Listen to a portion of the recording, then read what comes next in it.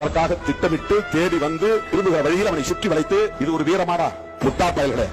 மானங்கெட்ட பயல்களே வீரன்னா அவன் கையில நீ ஒரு ஆயுதத்தை கொடுத்துட்டு சண்டைக்கு வரான்னு கூப்பிட்டுருக்கணும் அவன்கிட்டையும் சொல்லி அழிச்சுவா 10 பேரு நான் 10 பேர் வரேன்னு சொல்லி 2 பேர் கையில ஆயுதத்தோட சண்டை போடும் வீரர்கள் எல்லாம் மாவீரர்கள் எல்லாம் வீர பரம்பரை ஆண்ட பரம்பரை இந்த கேடுகட்ட கும்பல் ஆயுதங்களோட போய் சுற்றி வளைச்சிட்டு மாங்கு வெட்டிருக்காங்க இதை விட ஒரு கோழைத்தனம் இதை விட ஒரு கேடுகட்ட கோழைத்தனம் வேற என்ன இருக்க முடியும் அட்லீஸ்ட் அவன் கையில ஒரு ஆயுதத்தை கொடுத்துட்டு நீயும் பெரிய ஆள் தானே ஒட்டுட்டு சண்டை போட்டு அப்படின்னா உங்க வீரர் இருக்குன்னு அர்த்தம் இதுதான் ரவுடிகள் எப்பவுமே வந்து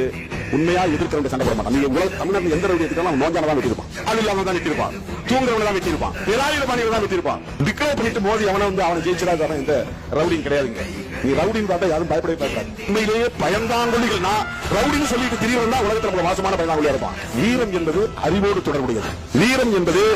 நேர்மையோடு தொடர்புடையது